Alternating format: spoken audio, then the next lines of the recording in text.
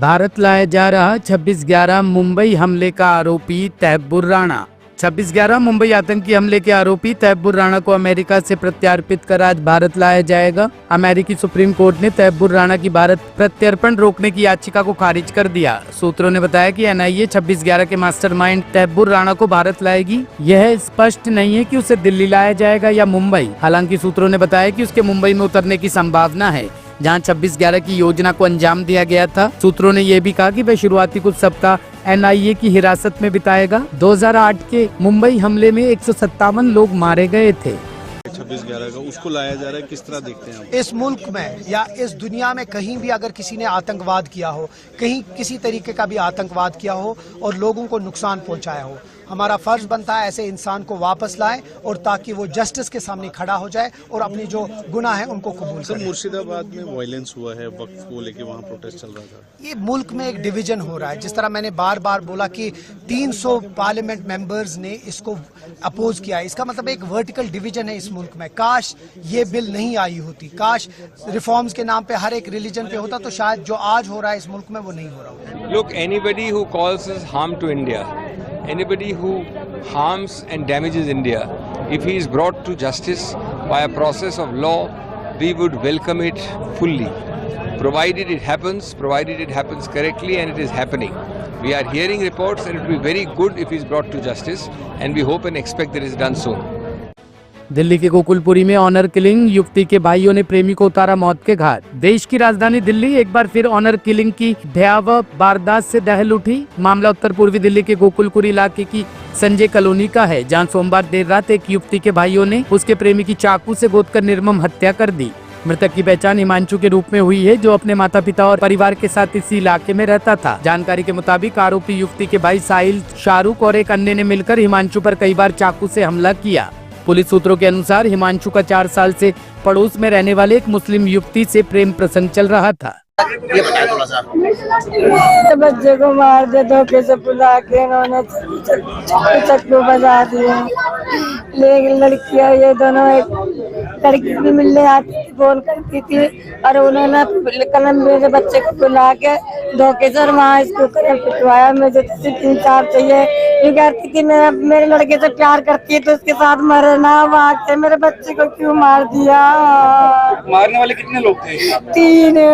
लड़की के भाई थे 3।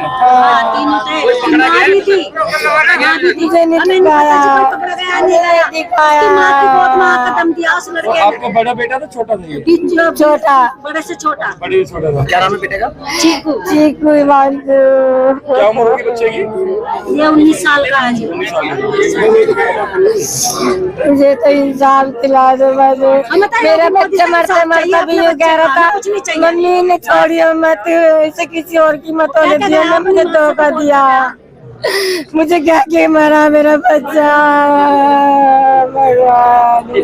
दिल्ली नांगलोई में पुलिस और लुटेरों के बीच में मुठभेड़, 2 घायल 3 गिरफ्तार। दिल्ली के बारी जिला के अंतर्गत नांगलोई थाना क्षेत्र में आज तड़के पुलिस और लुटेरों के बीच में जोरदार मुठभेड़ हुई, जिसमें दोनों ओर से कई राउंड गोलियां चली। इस दौरान 2 बदमाश पुलिस की गोली लगने से घायल हो गए, जबकि एक पुलिसकर्मी बाल बाल बचा। बदमाशों की गोली एक सब इंस्पेक्टर की बुलेट प्रूफ जैकेट पर लगी, जिससे उसकी जान बच गई। पुलिस ने तीनों आरोपियों को गिरफ्तार कर लिया है। हाँ जी, ये मामला शुरू होता है 8 तारीख की यानी कल की अर्ली मॉर्निंग आवर्स से, जिसमें अलग अलग सेम ही जगह पर 2 अलग अलग ट्रक ड्राइवर्स के साथ एक इंसिडेंट हुआ। रॉबरी और उन्हें इंजरी हुई है, पत्थर मार के और चाकू की इंजरीज हैं उनके ऊपर। और उसके बाद इंजरी इंसिडेंट के बाद उनसे उनके मोबाइल फोन और कैश भी छीना गया।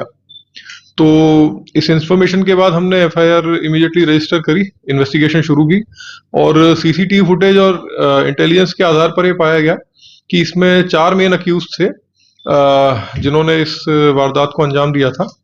और इसके बाद बीती रात को जो हमारी नाइट पेट्रोलिंग थी, उसमें हमें इंफॉर्मेशन आई कि ये अक्यूज जो हैं, ये रेलवे फाटक जो हमारा किराड़ी नगर थाने का एरिया लगता है उसके पास आएंगे, और इनके पास हथियार होने की भी संभावना है। तो पूरी एहतियात बरतते हुए हमने अपनी टीम को बुलेट प्रूफ जैकेट्स और प्रॉपर वेपन्स इश्यू करके जो इन्फॉर्मेशन है उसको वर्कआउट करने भेजा। और फॉर्चुनेटली इन तीनों से हमारी पुलिस टीम का जो है एनकाउंटर हुआ, सामना हुआ। इन्होंने पुलिस टीम को देखते ही हमारे ऊपर फायरिंग किया। जवाबी कार्रवाई हमने भी की। इनका जो फायर किया गया एक बुलेट था वो हमारे एसआई योगेंद्र की बुलेट प्रूफ जैकेट पे लगा। भगवान का शुक्र है उनकी जान बच गई, वो सेफ हैं।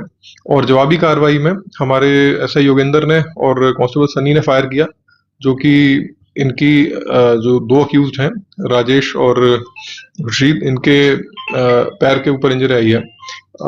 पोस्ट एनकाउंटर सभी पार्टीज को इमीडिएटली हम संजय गांधी हॉस्पिटल ले गए, जहां से जो ये अक्यूज हैं राजेश एंड दूसरे खुर्शीद, इनको सफदरजंग हॉस्पिटल रेफर कर दिया गया है। मौके से इमीडिएटली हमें इनके पास से 2 कंट्री मेड पिस्टल्स और 4 स्पेंट राउंड बरामद हुए थे एंड सब्सिक्वेंटली हॉस्पिटल से 2 लाइव राउंड्स भी बरामद हुए थे। एक और इसमें अक्यूज है, एब्सकॉन्डिंग है, उनकी तलाश जारी है। और जैसे ही बाकी जो इन्होंने रॉब सामान है उसकी भी रिकवरी इफेक्ट में लाई जाएगी और आपको इन्फॉर्म किया जाएगा। सर प्रीवियस इन्वॉल्वमेंट क्या है sir, profile? Bureau report team तफ्तीश न्यूज।